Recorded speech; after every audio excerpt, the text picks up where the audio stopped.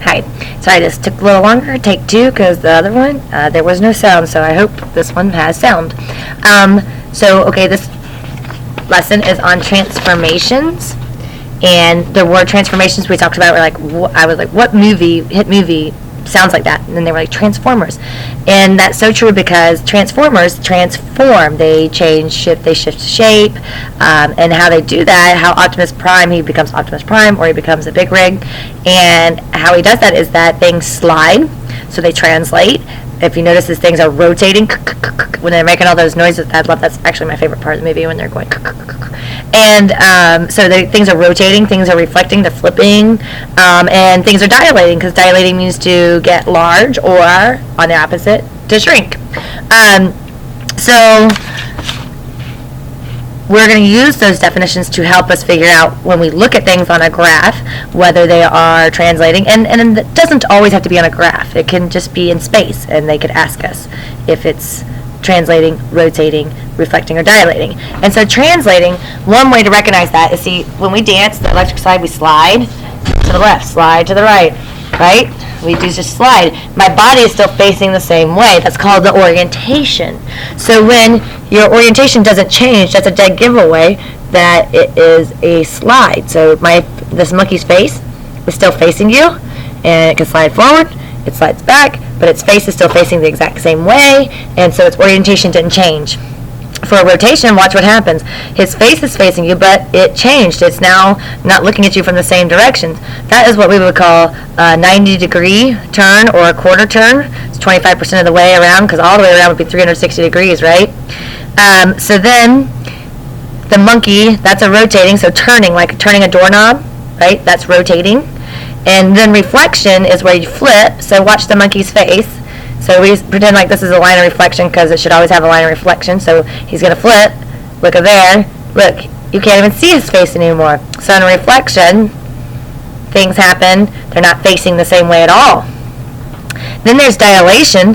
Things get small, or things get big. So here I am starting this, and if it's a great tie into fractions, because we've talked about when you multiply with fractions or decimals, if you multiply something by less than 1, so here I am being multiplied by less than 1, I would shrink, right? My product would be less than what I started with. So that's a dilation when it shrinks. So then, if you start with something and you multiply it by something greater than 1, then the product is greater than what you started with, so it expands, right? So dilation is very easy to see, because you can always see whether you started with a small object and went big, or started with a big object and went small. So number one, we're going to do A, B, and C together. So number one, I start with an object, and I have similar objects. Similar is when you have an object that is the same shape, but not the same size. And I can clearly see they're not the same size, which is a dead giveaway that it's a dilation, because either the small guy started out and it enlarged, or the large guy started out and it shrunk. Joshua, your father's here. Sorry about that.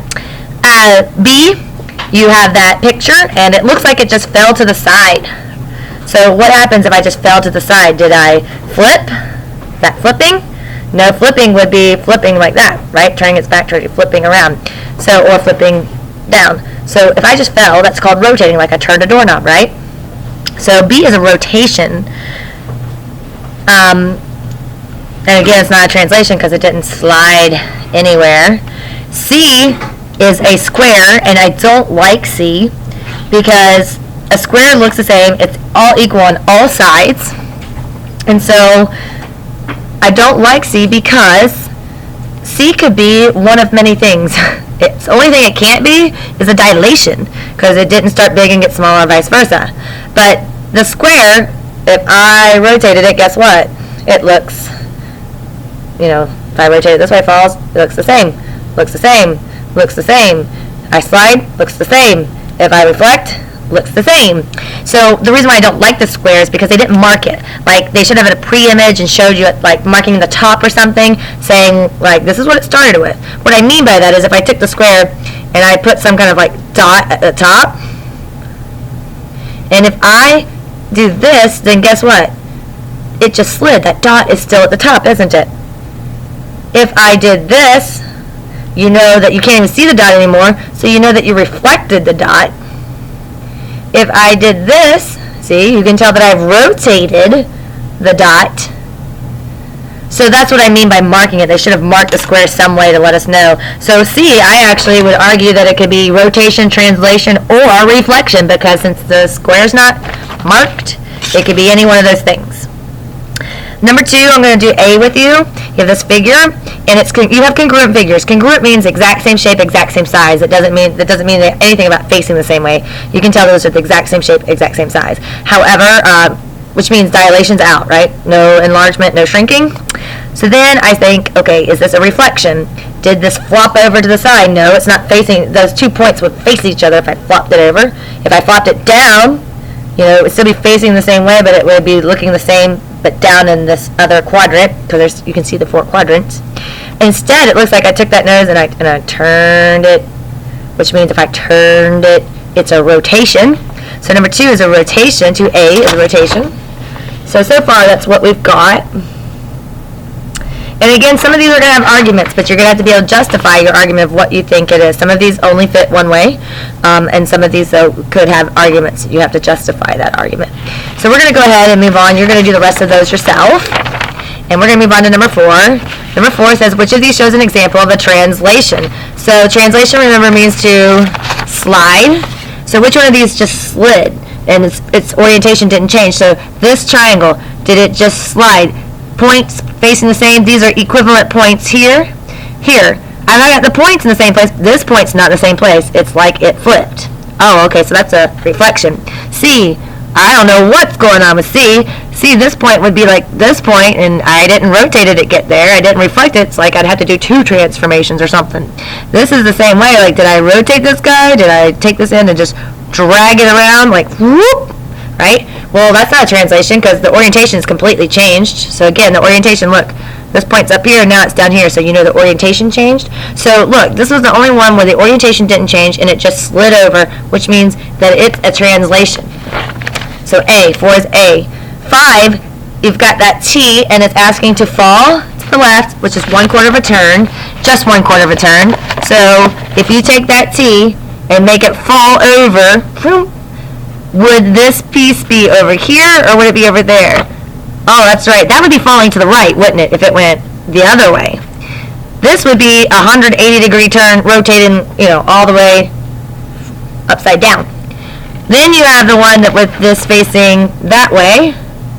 Oh, that does look like if I drop that T to the left. And then you have the one standing tall, which means it went 360 degrees or 0 degrees because it looks exactly like it started. So then we all agree that C is the one that it should be. It fell down to the left, 90 degrees or 1/4 of a turn. Number 6, here's an example of letter T printed on a line. When something's printing on a line, they're usually going to do some kind of reflection because reflection, like I said, has a line or a point of reflection.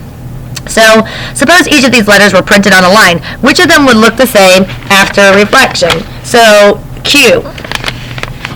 Is the Q going to look the same if I flip it upside down? No, the little stick's going to be sticking up in the air now. Is an R going to look the same? No, the hump's going to be upside down and the legs are going to be sticking up.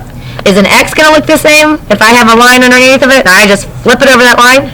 Absolutely, it's going to look exactly the same. An S. A lot of kids get confused about an S.